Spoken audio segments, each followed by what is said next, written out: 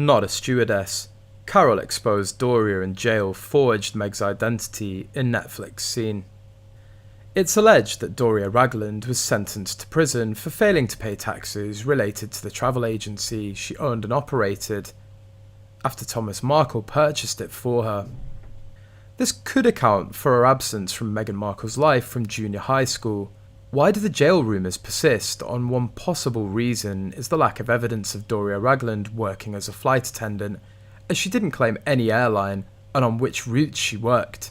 Carole has a more successful career than Doria because of the company she founded in 1987, Party Pieces, which is now valued at around £30 million. Carole worked as a flight attendant for British Airways for 3 years in her 20s. This was long before either of them became well known among royal families. Although Doria's friends claimed she worked as a flight attendant after divorcing Thomas Markle when Meghan was a child, there's no evidence for that. In other news, GB News host Dan Wooten welcomed Samantha Markle onto his show to address rumours Meghan is writing her own book. Samantha Markle hit out at her half-sister, the Duchess of Sussex, and Prince Harry, claiming they both need counselling. Speaking on Dan Wooten's GB News show, she sparked uproar as she launched a fresh attack on the pair and insisted they had no credibility. Dan began, "What did you make of Harry's book, Sam? Because there was no comparison. There's actually lots of misogynistic statements made throughout the book. I read some of them out earlier. And also, he didn't seem to show any compassion to the Markle family. Yet again, you were dismissed."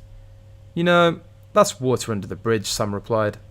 Coming from someone who would treat Her Majesty the Queen when she was in failing health and Prince Philip and the entire British royal family with such disregard, I wouldn't expect any sympathy or compassion towards our family.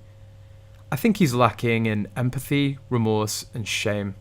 I think that he's so underdeveloped and introspective that he needs to get counselling, in my opinion, because I think he's stuck at an adolescent stage of resentment over a whole host of issues. I think that's his blockade. I don't think he can think like an adult because I don't think he is one emotionally. Dan later added he believes both Harry and Meghan should have their titles stripped for King Charles's coronation. "What did you make of this threat that there might be another book and that your sister might be writing her own?" asked Dan. "Samantha, I wonder how worried you are about that, because obviously you and your father and your brother and your family are likely to be focused on much more in Meghan's book than you were in Harry's."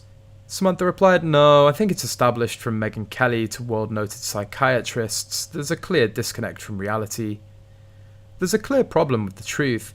She's been noted as a compulsive liar, so I don't think anything she says has any credibility. I don't think it's just Harry, I think both of them should seek counselling."